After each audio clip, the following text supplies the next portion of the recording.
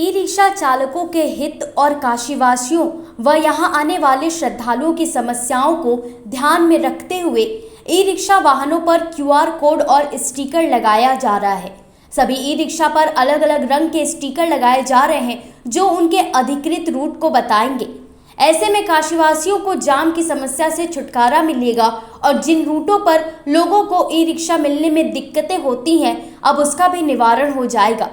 इसके साथ ही e rickshaw चालकों की आमदनी भी बढ़ेगी।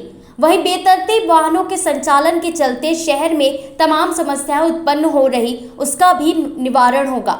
इस अभियान का शुभारंभ आज खुद पुलिस कमिश्नर मोहित अग्रवाल और वाराणसी जिलाधिकारी एस राजलिंगम ने किया। उन्होंने ई रिक्शा वाहनों पर क्यूआर कोड और स्टिकर लगाए, वहीं इसके साथ ही उसे फोन पर स्कैन करके अधिकारियों को इसकी जानकारी भी दी। इसके बारे में बताते हुए पुलिस कमिश्नर मोहित अग्रवाल ने कहा कि पहले ई रिक्शा की संख्या 15 से 20 हजार थी, लेकिन अब वह बढ़कर 30 हजार के करीब पहुंच गई है। जहां एक तरफ जनता की सुविधा के लिए इसे बनाया गया था, आज वह उनकी जान को आ गई है। ऐसे में भीड़ व जाम के साथ ही अन्य समस्याओं को भी लोगों को झेलना पड़ रहा है। इसको देखते हुए ई रिक्शा का रूट निर्धारित किया गया है। पूरे जनपद को 3 जोन में बांटा गया था और इन तीनों जोन में ई रिक्शा के लिए 5-5 रूट बनाए गए हैं। सभी ई रिक्शा पर अलग अलग कलर के स्टिकर लगाए गए हैं जो उनके रूट को बताएंगे। ऐसे में सभी लोगों को हर रूट पर आसानी से अपना सफर तय करने और जाम की समस्या से निजात मिलेगा। पुलिस कमिश्नर ने आगे कहा कि ई रिक्शा पर लगाए गए स्टिकर और क्यूआर कोड के माध्यम से उनका रजिस्ट्रेशन, लाइसेंस और फिटनेस सभी चीज़ों को चेक किया जा सकता है। ऐसे में जो नाबालिग आजकल ई रिक्शा चलाने लगे हैं उन पर भी रोक लगेगी।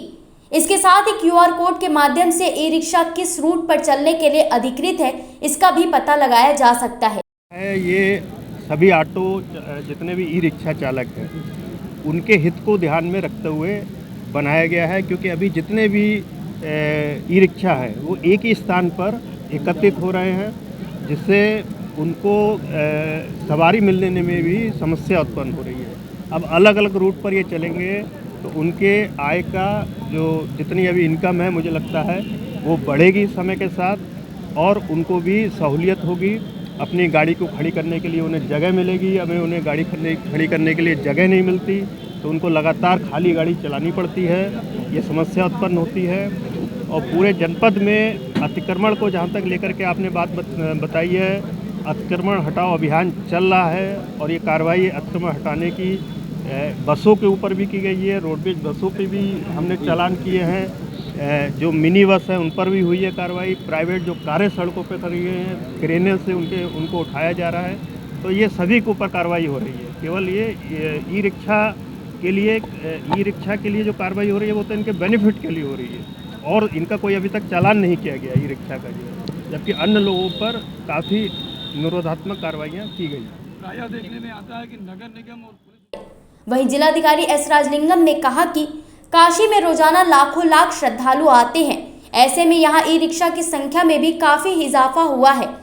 इसके कारण लोगों को काफी परेशानियों का सामना करना पड़ता है, चाहे वो स्कूल जाने वाले बच्चे हों या फिर ऑफिस जाने वाले कर्मचारी, सभी को परेशानियों का सामना करना पड़ता है। ऐसे में इन तमाम समस्याओं से निजात दिलाने के लिए यह क्यूआर कोड और स्टिकर का अभियान लाया गया है, जो जोन वाइड डिवाइड किया गया है। उन्होंने बताया कि यह कोई प्रतिबंध नहीं बल्कि एक सॉल्यूशन है, इससे किसी को भी कोई दिक्कत नहीं होगी। 1.25 लाख से 1.5 लाख श्रद्धालु यहाँ पे प्रतिदिन आते हैं और सभी लोगों को मंदिर में मुख्यतः जो जाना रहता है, तो यहाँ की जो भारी संख्या में पर्यटक और श्रद्धालु आने के कारण ई रिक्शा में भी अप्रत्याशित रूप में वृद्धि हुई है। और इतना वृद्धि हुई है, यहाँ की जो कैरेज वे उसको होल्ड नहीं कर पाता है, लगभग 24,000 की संख्या में है।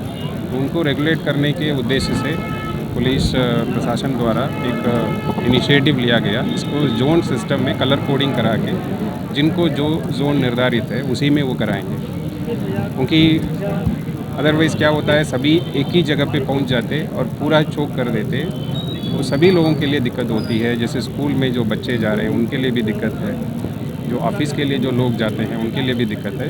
इस जोनिंग सिस्टम से ये रेगुलेट हो जाएगा कौन किस जोन पे वो चलाएंगे।